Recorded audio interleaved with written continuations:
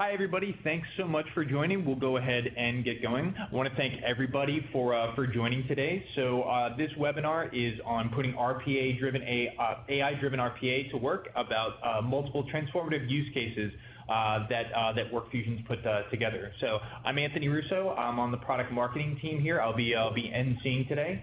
So just a couple of housekeeping items that everybody should have received an email about 10-15 minutes before this with instructions on getting into the webinar. It also has any troubleshooting techniques that you have for any audio issues. For the audio, if you want to having trouble, if you look in the top left-hand corner, there's a gear icon on your screen. You should be able to adjust your audio volume or any issues there. And then the best way to, and if you're having any audio issues, is to close your browser, reopen the session to do that. So two other items. One, we will be having Q&A at the end of the session. So in the bottom left-hand corner, if you have questions that come up during the session, please go ahead and ask them, and we'll get to those at the end of the session. Also, another common question that comes up is we are recording this session, and the session will be made available to all participants post the webinar. So you'll get a link with the recording, so you can listen later and be able to pass it on. So with that, let's go ahead and get going. And I want to turn it over to Kyle Hoback, who's our Director of Marketing Enablement, who's going to go through the deck and our use cases today. So Kyle, go ahead and take it away. Perfect. Thanks, Anthony. So let me switch to our agenda slide here. So as we tease this up, we're going to talk about 3 different use cases. The first one is going to be about account opening, a common banking and finance type of use case. So we'll talk through that one with a case study, and then even open up the software and show a little bit of a demo of what this can start to look like within the Smart Process Automation software. Similar with appeals intake within healthcare, talk through another case study, open up the software, and explain kind of the nuances of that type of use case, how it applies to healthcare, and then maybe how it applies to other industries as well. And then we'll finish with a claims use case focused on claims payments. Here, just a case study, but for all 3 of these, not only are we going to show it through the slides today, but then I'll also walk through where you can get access to some of the materials, the videos, the PDFs that are part of this, and just explain how you can use all of it. And then, of course, we'll do some questions at the end. All right, so let's jump into account opening. So this is our banking and finance example for today. Obviously, one of many banking and finance case studies and use cases that are available and possible with Smart Process Automation software. But we'll just give this kind of the one banking example for today. So many of you might be familiar with it. Many of you probably all of you have opened a bank account. You've been part of this process at some way, shape, or form. But essentially, you have lots of banks that need to open accounts for their customers, but then have some knowledge of who these customers are, how the documentation fits, and how it comes together. So the case study that we'll focus on as far as the statistics, this is for a large full-service bank in India. We've seen this in Africa, we've seen this in North America, we've seen this in Europe, but the one for today is actually based out of India. So their particular problem, they were receiving thousands of new requests a day. A lot of the documentation that supports these requests for new accounts, some of it came in a structured form, but a lot of it also came through driver's licenses, passports, that type of documentation. But then within account opening, you typically have a lot of country-specific data. So in India, you also have PAN cards and Aadhaar cards, documentation that's specific to India, but other countries will have similar type of specific documentation for their geographic areas. So while we'll go through the specific India example, keep in mind that a lot of the specific data might change, but the overall approach is often very similar as you go across countries. The impact of when this customer had actually implemented WorkFusion, implemented our Smart Process Automation product, they were actually able to reduce 90% of the processing time, cutting the timeline from 48 hours down to only 3 hours. That's actually a similar figure we've seen in other case studies. Actually, some of them it's even more extreme. We've seen multiple weeks down to minutes in some cases. So it really just depends on the process itself. But overall, timeline aside, the amount of manual effort also has a significant reduction in it. This one had a reduction of 70% within the process. Now, not only do you have specific impact statistics, but you also have additional benefits you might get with this. So, for example, here you have auditable data, meaning not only do you have automation in your process, but you can also see the data that's in the process every step along the way, something that was obscured in this particular customer. They kind of got the end result, but didn't have a lot of traceability of what was happening there. And then this, of course, was part of a larger automation program. They were automating account opening, but also doing trade finance and a portfolio of other case studies and use cases. So right now, this is a key aspect of the $5 million in savings that they're starting to see. So that's kind of the background, problem statements, and impact you can get with this. So what does the solution start to look like? So I'll start with kind of high level, what were they doing before? So with many of these processes, it's going to be highly manual before. So their process, they have people that were reviewing the submitted data. They were checking this complex documentation. They were reconciling this against the individual data across each other, but then also comparing it against hundreds of rules that they had to do for compliance and regulatory and internal purposes. Then they were verifying everything for accuracy, often going through level 1, level 2 types of checks, and then eventually the data had to get entered into the system. So manual for each of these steps. Of course, automation can start applying to this. So what does that start to look like? This is where the different capabilities and technologies start coming into play. So OCR plays a key role in converting a lot of these images to text. So there we're not applying additional packages to extract the data. There's more just a generic convert images to text, the text in those images to a digital text that you can start working with. And then you can do levels of extraction from that. So whether it's a cognitive bot like we're using here, or even rules-based approaches if you have more of a template basis. Of course, RPA is going to work really, really well with comparing data sets to each other, to existing data sets. So here it's comparing data with rules, and then using our workspace capability to start incorporating people in the process. With automation, we mentioned that there was a 70% reduction of manual effort, but that still means there's 30% manual effort that needs to be retained. So our workspace tool helps facilitate that manual work within the process, and also helps enhance the machine learning within this process. And then RPA, where RPA does best, interacting with those core systems that don't have an API. That's kind of the final step here in the process. All right, so let me open up the software a little bit and show you what this starts to look like, just to kind of show similar to what you're seeing here, but actually see it within the software itself. So I'm going to get out of PowerPoint here and jump to Chrome. All right. Okay, perfect. So first piece would even be just talking about the data. So within your account opening process, a lot of it involves working with PAN cards like this one, maybe utility bills, or some of the proof of address like this one, things where you might have some structure, like with the PAN card, where there's probably somewhat of a consistent layout across everything that's coming through.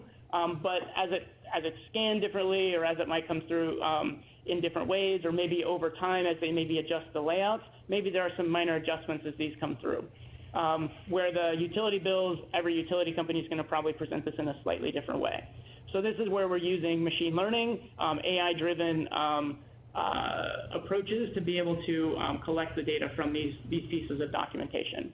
So that's kind of the context of where we're heading from an India perspective. It doesn't, obviously, India is not the only country doing this particular process. So this is just giving you a baseline of the type of data that we'll be talking about for the demo.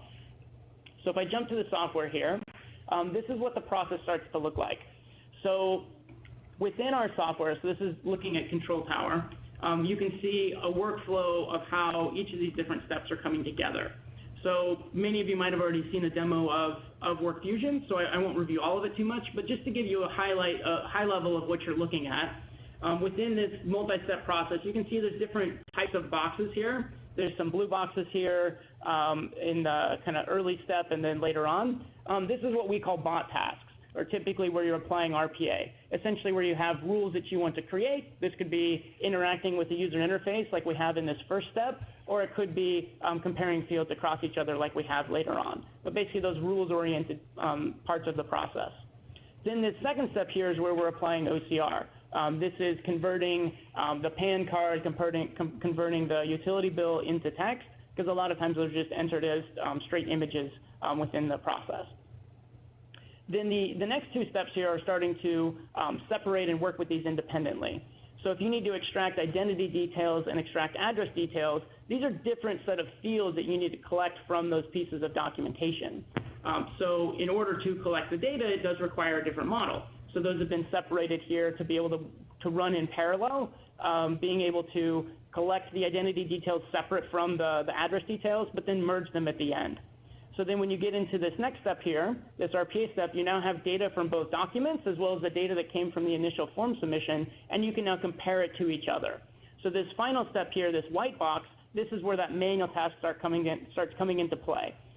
This is not designed to be a machine learning step in any way. This is where you have an expert step working through your process to be able to really work with the data and just validate it before it finally gets entered into the system. So that kind of explains the steps. Let me just quickly say how they apply to this process. This first RPA step is retrieving this account information and downloading it from those applications. Then you have OCR converting images to text. Then you use machine learning to extract data from identity documents and a different model for extracting data from address documents. Then you have your reconciliation of the different data from an automated basis. And then you have a final reconciliation activity with a manual step. Let me show you the underpinning these two cognitive bots and then this final manual task. You actually have three manual tasks that are helping to facilitate this. So let me click here for this first one. So if you're extracting identity details from this PAN card here, this needs to get converted to text. And when it does so, you can see it here on the left-hand side. So you can see the name, personal account number, and all the details. And then on the right-hand side, we have the specific fields that's being collected. So if I want to collect like the PAN number, I want to collect the first name and last name, I can just highlight and start collecting each of these fields. So I'm not going to collect all of them here, but you can see, oops, I don't want the middle name. I want the last name there. So you can see that I'm able to collect these fields. So what this is doing is not only collecting the data for this one, but also capturing machine learning data that ties in with our AutoML capability that's able to produce a machine learning model automatically. So this is one task. Similar for the address bill, this one has more information that's being presented here. So originally it was a phone bill here that had a few different pieces to it. If I skip ahead to that task, you can see it's been converted to text here. The fields on the right-hand side are similar, but there are some differences. So the approach that I would take is very, very similar. I'm just able to highlight and then start extracting these particular fields. So these are running in the background. In not all cases are you going to generate this manual task. In many cases, it's going to get automated straight through because it's able to find each of these fields. But in some cases, it might find a subset of the fields or maybe just can't find any, and that's where people are going to get engaged to be able to assist the machine within this process. So the final step there, as I jump back, I've shown the manual task sitting inside the data to extract for both the identity and the address details. The final one I didn't show yet is this reconciliation. So I'd mentioned that people need to do this final step. So the idea there, the intent there is it's always done by a person, but they're able to just quickly validate what's moving through. So if I skip ahead to that manual task, it looks something like this. What it's done is it's organized the information that's been seen before. So it's able to compare identity document details, compare the address details, and then the original form that was submitted when it came together. And it can see that it was able to, where there's matches and mismatches. So even though the name was very, very similar, there's still a mismatch here, meaning it didn't have a full character match, but had something similar here to be able to say you can quickly compare this. So while there is a mismatch, maybe it's good enough for you to just type in which one you want, which value you want to take. Whereas for the last name, it was able to validate each of those. So the intent here is just really to make it simple on this final reviewer, give them the data from these different documentation, be able to compare what's a match, what's not, and be able to pull this into the process. Then once you complete this, you hit submit, you validate what's there, and then it moves on and enters it into the system. Okay, so let me jump back to the slides here. So I went through the demo. So then the final piece here is, for account opening, is mentioning, well, obviously we talked through it today, but we have created some assets that give you a little bit more context about what this is and where this cuts together. So on the right-hand side, you can see the video playing of a case study video that we talked through to explain this particular case study of what's happening before, what happens after, what's the impact. And we've also created in the lower right, you can see the case studies, a 2-page case study that outlines a lot of the content. You can see that the before and after picture is actually where I stole what I talked about from before. So these particular assets are available on our website for you to consume. We have really 2 different ways to do it. We have customer stories, which is listed as number 1 here, which I'll show you. And then we have portfolio pages, which are being developed to be able to provide a different view of how this all comes together. So let me open up our website and show you where you can get more information. Let me get PowerPoint to work, 1 sec. All right, so I'm going to go back here, and I'm already on the page here, so I'm going to, instead of cheating and going straight to it, I'm going to go back to WorkFusion.com here. So on our website, updated a couple months ago, I can go through resources and go to customer stories. And as I go through customer stories, you can see many different assets that we have here. Customer testimonial from Six and Standard Bank.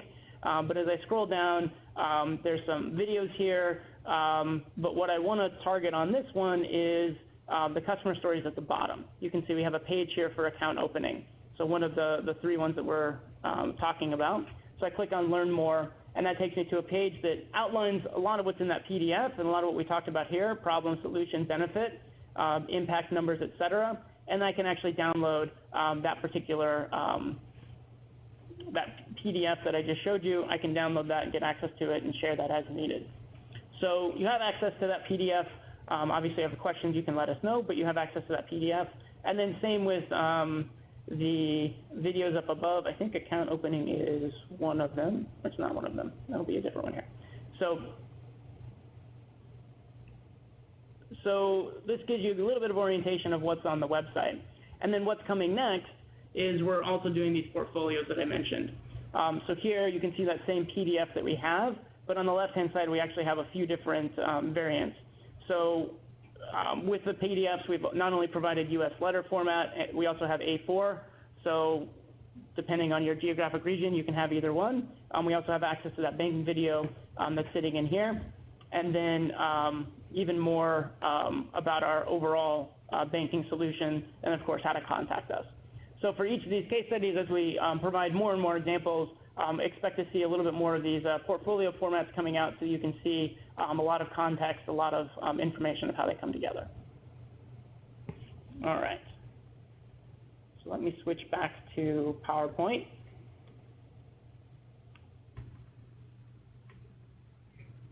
So that's account opening. The next one I want to do is appeals intake. So here, this is a healthcare example from within the US. A lot of times there's crossover between what's going on with healthcare and insurance and banking. Sometimes there are some similarities. So this one is not only something we're talking about specifically for healthcare with appeals, but also in general an intake process, which is a type of process that we've seen across industry that tends to be a great fit for SPA as well. So here for healthcare, this is actually very customer-centric as well as far as the use case, because data is coming in from the members. They submit a policy complaint or want to appeal a decision. And what happens then after they submit it is then the healthcare company needs to make a decision. But before they can make a decision, they need to make sure it gets sent to the right team. So they have data coming from email, fax, phone, web, many different sources. all of these need to get to the right team and in the right order. I guess I didn't highlight it here, but also a key aspect here is the time factor. So in some cases, you have claims and appeals that need to be processed within 48 hours. In other cases, they need to be processed within 2 weeks. Well, those are two very, very different time scales, and since you're dealing with a healthcare client, it's very, very important that the 48-hour claims and appeals get processed quickly and separated from the ones that they have a little bit more time to work on. So there's some prioritization is a key aspect of this one, and then there's also how to handle different types of text. So this one actually deals with handwriting as an underlying problem with it as well, and there's multiple ways to address it, but I'll show you one that's kind of the more straightforward way to do it, and really just to focus on automation at the core there. So I'll talk through that in a second. So the impact here of what's happening with adding SPA, you have an 85% reduction of manual effort within this process, which is a pretty substantial figure. Of course, there's still 15% left, but you still have significant impact here of what's moving through. The data that's coming through has actually been very, very clean. The data that's getting extracted is about a 99% accuracy, and then there's some that it's not extracting, but those it's routing to a person to help finish and complete. So overall, this results in about an 80% reduction of routing time from about 15 minutes down to approximately 3 minutes. So what does this process start looking like? So for this appeals intake process, again, the before, you have members submitting complaints, requests via email, fax, form, fax, web, etc. So then that's where the manual process kicks off. People are reading reading the documentation. In many cases, they have to key in substantial amounts of data, and then they're routing this to the correct team for evaluation. So in order to automate that, it's again a combination of the different capabilities within SPA. So RPA works really, really well of getting that data and then passing what needs to be OCR to the OCR engine to convert it to text. So you have a good set of digital text that's moving through. Now, if you have something that's coming as a web form, you can probably skip the OCR because all that information has been entered digitally. But if you have something coming from a fax, it's definitely going to be an image and definitely needs some help to be able to digitize it. And with mail, sometimes it's going to be text, maybe it's in the body of the email. Other times it might be text but in a document, maybe it's in a Word file. And then other times it might be actual images that are sent from a JPEG or even a PDF that's been scanned. So different needs to collect data. But for this process to work really, really well, once you've converted it to that same text format, then the rest of it downstream is actually the same. So that's where you can start pulling in cognitive bots to be able to collect data. But before doing that, you even need to make sure you have full text data with this as well. So here we're using a cognitive bot to detect if there's handwriting, pass it to a person to transcribe it, and then be able to start collecting the data. So at the end, you have RPA entering the data that sends it into the system and starts collecting the right screen.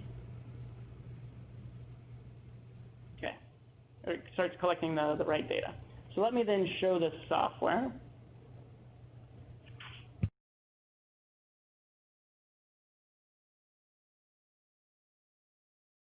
All right, so one sec.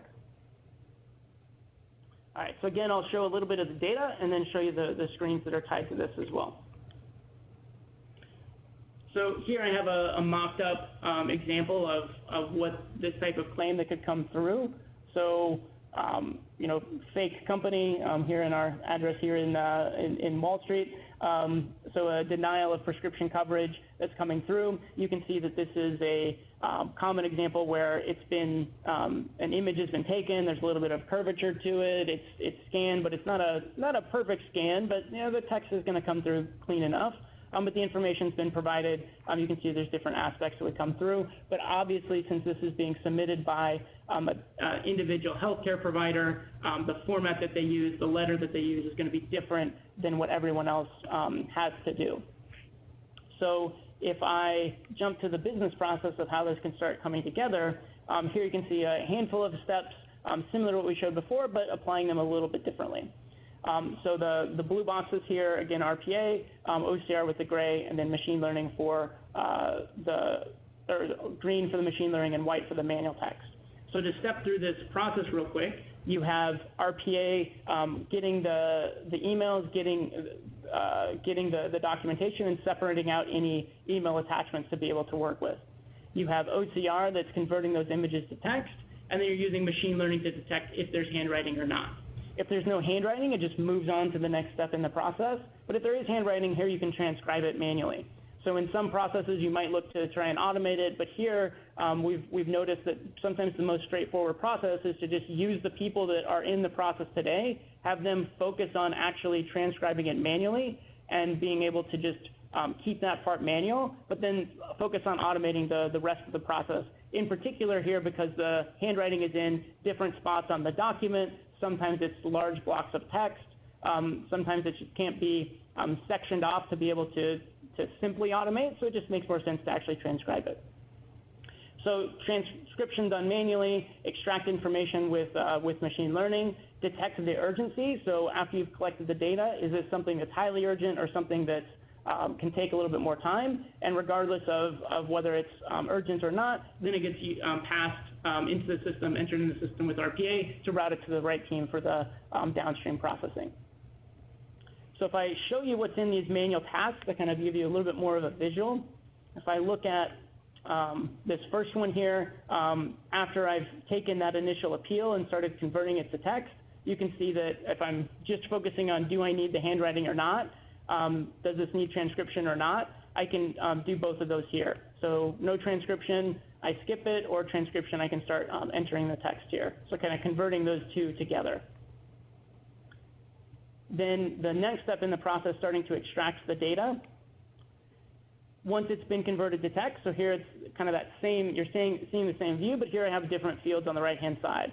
So I have my different fields to collect. I have provider name, provider group, different fields to collect here. So I start with the provider first, and I just start collecting that information. If I have the specific provider's name, which I don't think I do here, I don't have the individual's name, so I just kind of skip that particular field. But I can collect Vincent Richards as the name, first name, last name, health number. So again, similar to what we were showing before of just extracting this data. So now the urgency detection is something you could merge with this one if you wanted to, or you could leave it a little bit separate. So here we've separated it out. So after I've collected the data, then I pass it to someone else to be able to, or something else to be able to detect the urgency. So treating that as a separate model and a separate manual task underpinning it. So that one looks a little bit more like this. So here I'm instead of showing the document of what it looks, the document as a whole, I've just converted that down into the specific fields. I've said this is the person's name, number, fields that I've collected in the previous steps. But then I've also captured the full text of the appeal in a condensed format, but highlighted where these fields come from.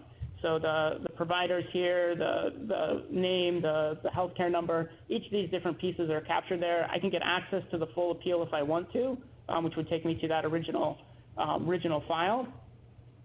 But I have basically everything that I would need to know to detect whether it's urgent or normal. I have that available to be able to make that decision, whether it's urgent, whether it's normal, and then it gets passed to the right team, even creating comments as needed.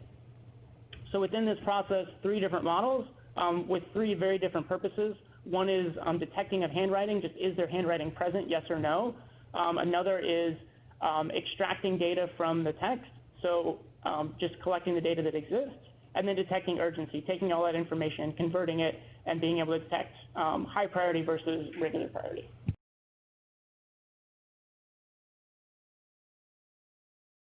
All right, so same thing here. Go back to the slides real quick. So I did the demo. Go back to the slides. So here, here again we have a video and the PDFs available as well. So to show you where those are on the website, to continue the introduction here, not that one. Excuse me. So here again we have one of these customer story pages. So all that information is available on the website itself. You can get access to the letter or the A4 version. But then if I go back let's go back to the customer stories page. Go back to this page. The video is available here on the page here, so I can watch the video and actually pull it into a Vimeo version of the case study there. Okay. And then for this one, we do also have these portfolio pages that we'll be rolling out, so you can see the PDFs that I started to show, as well as in that same video in a different format. So it's different ways for you to consume it, different ways for you to get a little bit more information. All right, so jump back to the slides. And here, kind of finish up on the case studies here with claims payments. So here in the insurance industry, common use case that comes up is being able to facilitate the claim as it moves through. So, one second.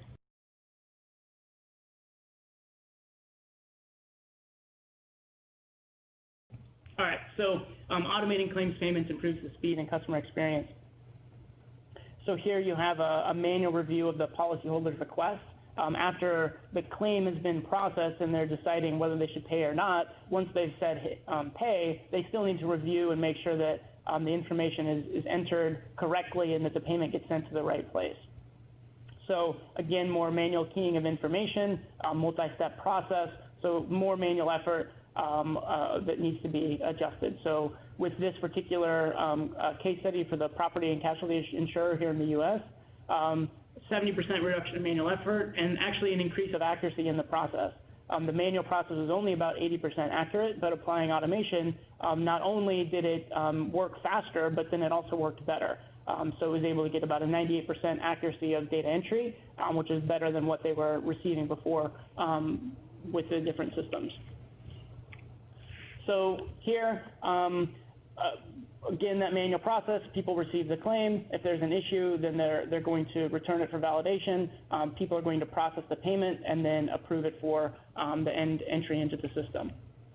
So RPA and OCR can work really, really well for reviewing or collecting the information that needs to be processed and making sure that it's digitized, using cognitive bots to extract information, route the work to workspace to people to be able to facilitate any manual effort that's left, and then enter the data using RPA bots. So it's a similar story that we were seeing before, but just a different industry, different use case. So you can see a lot of these different capabilities can be applied in different ways to be able to provide similar impact across a portfolio of use cases. So here I don't have a demo for this one, partly for interest of time, but a similar setup here. We have the video, we have the PDFs that you can get access to within our website. So I guess I'll show you those real quick here before I move on. So here, if I go to the customer stories page on the website, so again, resources, customer stories, I scroll down and then you can see automating claims payment, which is that video here on the left-hand side, and then don't think we have it on the customer stories down below, but we again will have these portfolio pages that we'll be rolling out to get you access to the PDFs as well as the videos. Okay. So I'll just kind of finish here with one last slide, and then I think we'll open it up for questions. So intent here was really just to go through 3 transformative use cases, show you what they look like, and where you can start finding them. So we have the video for each one of these. I'm not going to play them because it'll get distracting to have all 3, but essentially you have the videos that do a good job of explaining the content and context, and then you also have the PDFs, which are good leave-behinds for people to walk through and read through and just get a glance as far as what are the benefits and the approaches for each of these. All right, so I'm going to leave it there with my talk track, but I think there's some questions that have come through. So I think Anthony's. Yeah, we'll do that. Thanks, Kyle. That was really good detail. It's good to see the sort of the overall sort of the use case and then actually how the software sort of solves it internally. I think it's a good view from both sides. So thank you for the sort of the in-depth overview. Again, these all these cases, as Kyle was saying, are available on our website if you want more information on that. And we've had a number of different questions from the audience. So I appreciate you guys sort of staying on. So the first one's actually similar ones that came from Ernesto, and it's actually one that we get quite a bit. Is this solution a global one? So can it handle multiple use cases in multiple countries? So absolutely. So one example, if we tie this back to account opening, that tends to be a very global use case, and in some cases it's implemented as a domestic solution. In other cases, it's implemented as a global solution. A common piece of documentation is passports. So passports, you could come up with a solution where machine learning is able to cut across kind of the global layout of passports, very similar or same information, slightly different layouts, slightly different looks, slightly different languages in some cases, but able to collect all that information across that process. Now, how that's actually implemented, some customers will still implement a country-specific model and country-specific approach because that's how they want to track it. In other cases, they might just do account opening global and have different routes and paths through it to be able to handle the different languages, to be able to handle the different pieces of documentation. So you could, if you're doing India and US, for whatever reason, just have those two examples that you're starting with, or that's the only data set. Maybe driver's licenses, all driver's licenses go through the same path, same model. But then maybe your utility bills are more localized to be able to handle different nuances to the address, or maybe you're able to just pull them all together. Different ways to implement it, but the short answer to the question is yes, you're able to apply this to global problems, global languages. Great. The next question actually has come through from a couple of different from people from Ernesto and John and Srinivas around machine learning model training and accuracy. So you talked a little bit about in your examples about how machine learning models can improve with additional data, but like how do you improve from an accuracy standpoint if I want my data more accurate through the model or less? So how does that work with WorkFusion? Yep. So I kind of skipped through that as I was going through. So yeah, I'll go deeper on the machine learning side. So within WorkFusion, one of our key capabilities is what's called AutoML, process AutoML. So an automatic machine learning capability to be able to apply multiple algorithms tied to pools of data to be able to generate machine learning models. So when I showed those manual tasks of extracting 6 fields out of a phone bill.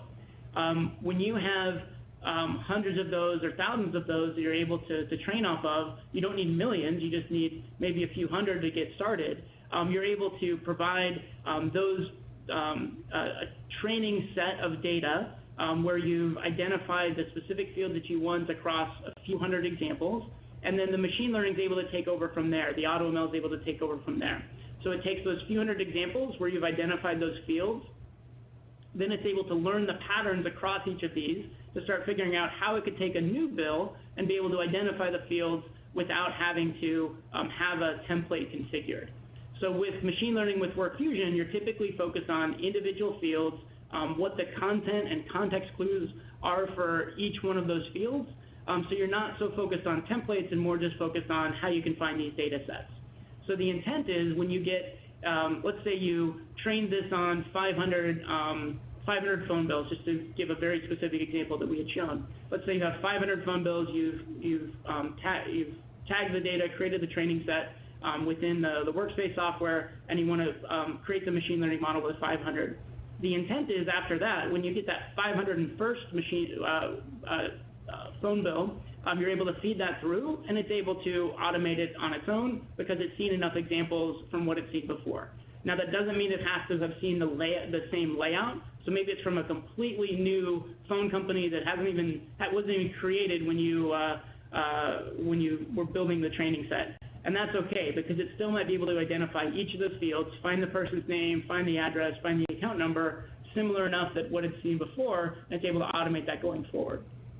So as you're building this training set, you're able to identify what model works well for you, be able to adjust what's the level of accuracy and automation you have within that model so that you make sure that what gets automated is clean and what's not is sent to people directly. And then you're also able to retrain it. So as you're routing additional work to people throughout the process, you're still able to collect their training data, still able to further train the model based on the new examples that have come through. Great. Yeah, I know ML is it's such a huge part of our platform. So it's something that is sort of unique to WorkFusion. So it's really there are a lot of really good questions that I think we hear from a lot of our customers in use cases that they want to be able to, like, how do I involve ML and all those sort of capabilities for pattern recognition within their use cases. It's how people are sort of taking their use cases beyond sort of just the RPA piece that that Kyle was talking about. So we've got a couple more minutes for use cases. So we have a couple questions on OCR, Kyle, from Quinn about. Can you talk a little about the OCR solution for WorkFusion and who we use? Is it integrated in our platform? Is it like third party through API? And then we've got a couple of follow-ups on specific use cases of OCR. Yeah. So OCR within our software tried to focus how it's used here is mostly on converting images to text. So we use Abby as embedded within our software as kind of the preferred solution that just comes out of the box with SPA. So what you get with that is the ability to convert images to text on-prem or off-prem or in the cloud, whichever works for you, but basically able to convert images to text for the next step in the process. So with OCR here, we're not using any of the additional packages to do things like invoice processing or their healthcare processing or what have you. Here we're just focusing on converting images to text. And the reason for that is typically you'll get 20 to 30% more automation out of the additional capability you get with WorkFusion than just using an OCR package on its own. So the reason for that is because you can focus on the specific field you want as opposed to genericized training that they've built. You also can focus on fields as opposed to templates, which are how a lot of those packages get built. So we're applying OCR where OCR works best, where as a product that's been around for, and I guess in some cases many decades, there are key use cases being able to convert images to text. So we're applying that within these processes and providing it out of the box within our software. And then you have the best approach available to be able to take it to the next step, whether it's applying rules to extract data out of a template, or as we talked through quite a few of these, using machine learning to be able to cut across the templates and still automate the extraction or classification of data.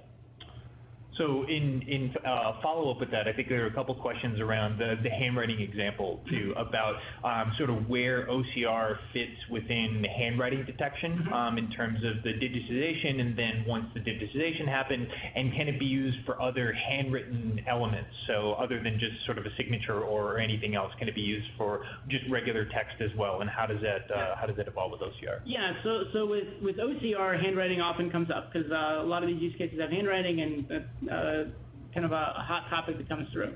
So the one here that I focused on was being able to identify handwriting and then focus it to a person to do the transcription. And the reason for that is handwriting tends to come in many different flavors.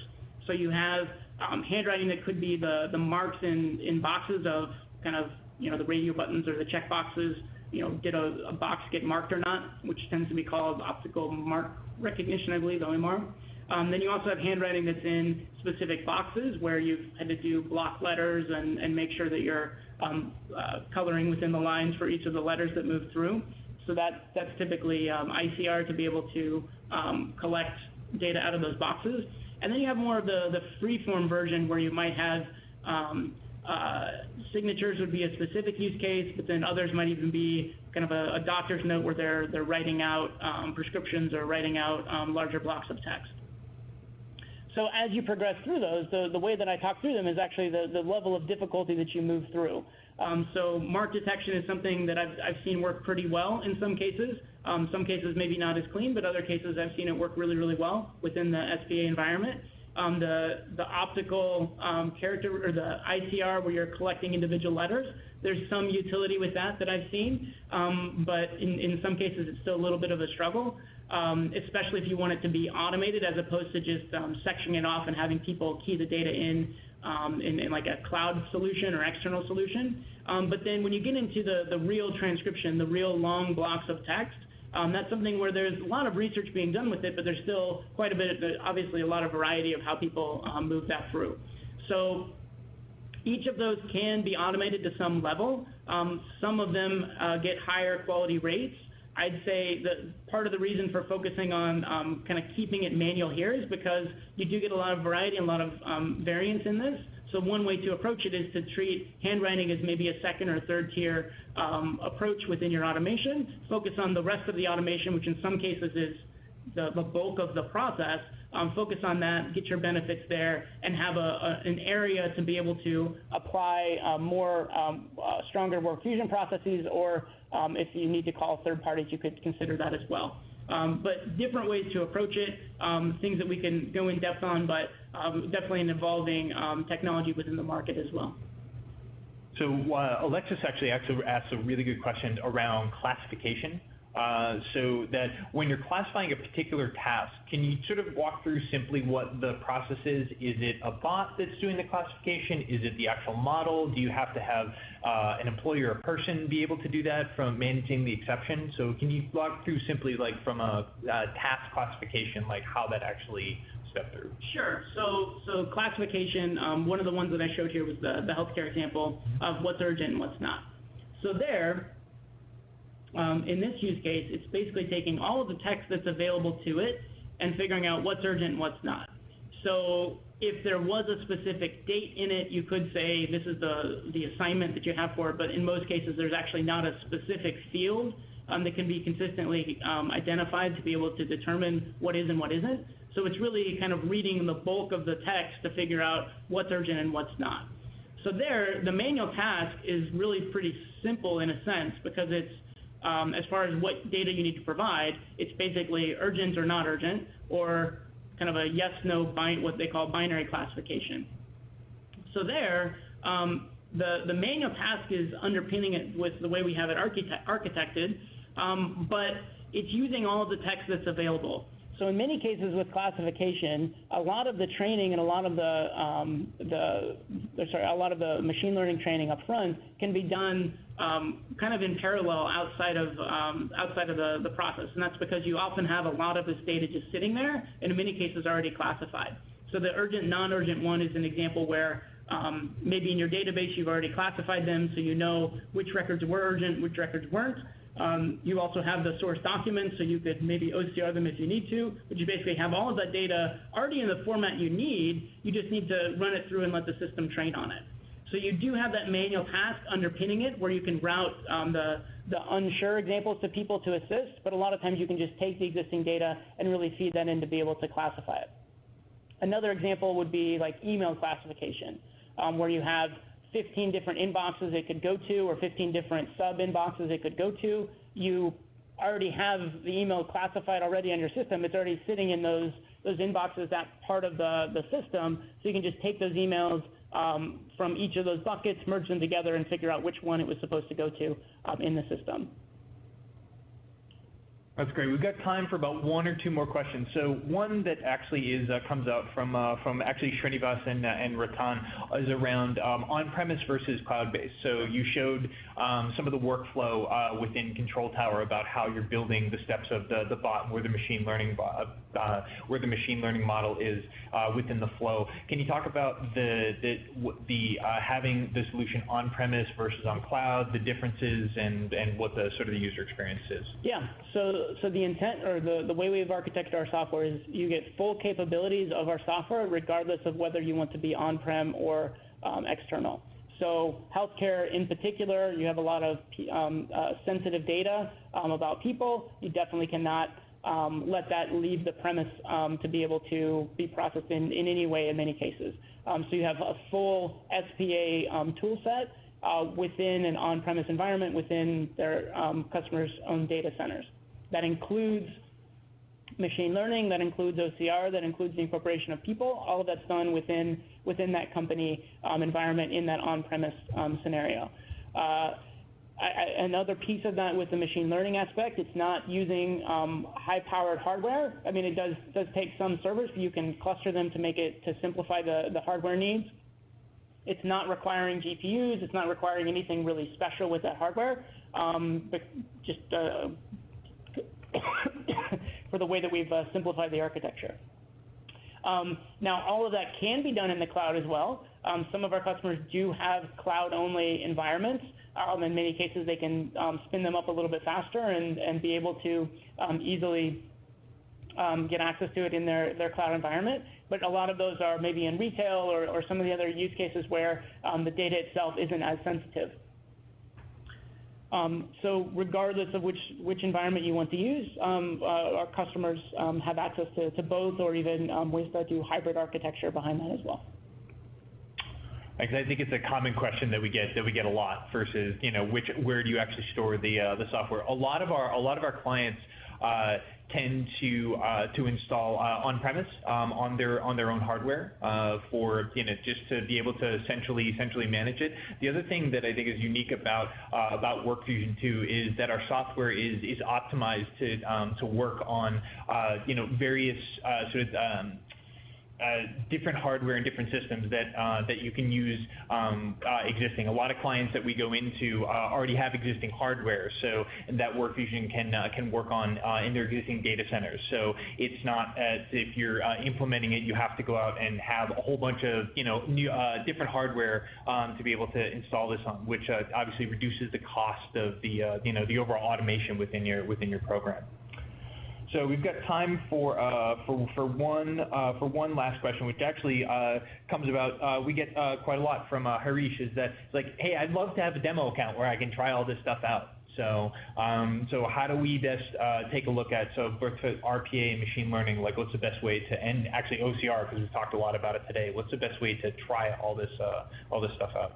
So the best way is to we can reach out and we can kind of talk to you about what your use cases are and make sure we guide you on the right step. Now, one way that you can kind of be a little hands-on of what you're looking at is you can download our RPA Express software, which is going to give you a lot of the functionality that you can do with this. It's definitely RPA focused, so it's more on the rules-oriented side. But it has a little bit of OCR, has a little bit of, it has OCR built into it. It has our control tower. It has workspace all built into it. The one thing it doesn't have is the machine learning aspect. But if you're able to kind of get your tasks set up in a certain way, you can start seeing how that can play to it, and we can definitely have a deeper discussion about how those come together. So I'd say download RPA Express if you want to do hands-on. Otherwise, we can just engage directly and figure out what's the best next step for getting the full software into your organization.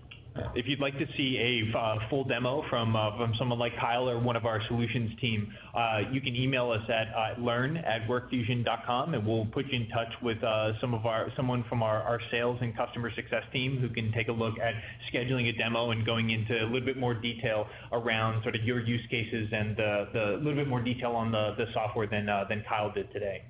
So I think with that, we're gonna leave it there. A lot of other questions that came in on the chat, but like I said, we're bumping up against the hour now. So we'll make sure to get back with all of the questions that you guys asked. Again, this webinar was recorded. It'll be available for everybody to take a listen to later. Once we publish it, you'll get an email with a link. But again, just to end up, I'd like to thank Kyle Hoback for giving a really great in-depth on overview of the different use cases of how WorkFusion software can be used, and we hope everybody will join us on our next webinar in August. So thanks everybody for joining today, and we'll speak to everybody soon. Thanks. Have a great day. Thanks everyone.